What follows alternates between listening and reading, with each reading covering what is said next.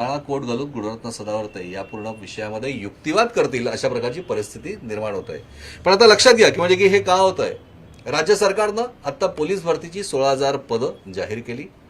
या नवीन आरक्षणानुसार या 16,000 मधली 10% म्हणजे की 1,600 मराठा विद्यार्थ्यांसाठी मराठा आरक्षण होऊ शकतात. मेडिकलच्या 50,000 जागा आहेत, त्यातल्या 5,000 जागा मराठा विद्यार्थ्यांना मिळू शकतात. शिक्षकांसाठी 2,000 जागा भरतीची जाहिरात सरकारनं प्रसिद्ध केली आहे. त्यातही 200 जागा या मराठा आरक्षित असलेल्या आंदोलनामुळे जे आरक्षण मिळालंय त्यांना मिळू शकतात. आता त्यालाच विरोध केला गुणरत्न सदावर्ते. काय मला एक कळत नाही की शेवटी कसं आहे की या मातीतला माणूस आहे, मराठा असो, कोणत्याही जातीतला असो, कोणत्याही कशातला असो, प्रत्येकाला घराला पोटाला आधार मिळतोय, रोजगार मिळतोय, तर का सारखं दरवेळेस तुम्ही कोर्टात जातात, आणखीन त्यांचं आरक्षण थांबवतात, ऑब्जेक्शन घेतात? म्हणजे हे कोणावर आहे? म्हणजे की तुम्हाला तुमची भूमिका नेमकी काय? तुम्हाला काय वाटतंय की राज्य सरकार अन्याय करतंय का घटनेचं पायमल्ली होते? मला कळत नाही यामागची तुमची भूमिका. जरा मुद्दा स्पष्ट कराल? हिंदुस्थानाच्या मातीमध्ये गुणवत्ता आहे.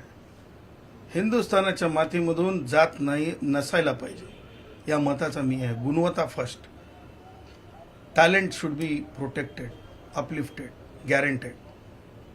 आणि म्हणून सगळेजण जेव्हा एका बाजूला आपल्या आपल्या जात समूहाचं नेतृत्वाची भाषा बोलत असतात, सरकारही म्हणत असते, विरोधकही म्हणत असतात. राष्ट्रवादी काँग्रेसचे वयोवृद्ध पुढारी शरद पवार सुद्धा आपली भूमिका उद्धव मानेला त्रास होऊन सुद्धा ते मराठा आरक्षण म्हणून ते उभे असतात. दुसऱ्या बाजूला सरकार सुद्धा मराठा आरक्षण म्हणून उभं असते. सरकार आणि विरोधक म्हणतात की आरक्षणामधून कोणाला आरक्षण देऊ नका.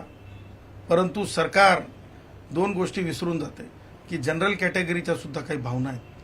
ती सुद्धा या हिंदुस्थानातली माणसं आहेत. या मातीत जन्म घेतलेलीच माणसं आहेत. ती सुद्धा या मातृभूमीला आईसारखं मायसारखं समजतात. या मातृभूमीतल्या मातीला कपाळाला लावतात, वंदन करतात. हिंदू आहोत, हिंदू राष्ट्रातले हिंदू भक्त आहोत. आणि अशा लोकांच्या बाबतीत ठराव पास होताना विधिमंडळात आमची भूमिकाच नसावी, आमच्यासोबत चर्चाच नसावी, आमचे आक्षेपच मागविले जाऊ नयेत. मागास आयोगाने आम्हाला आमचे आक्षेप मागवू नये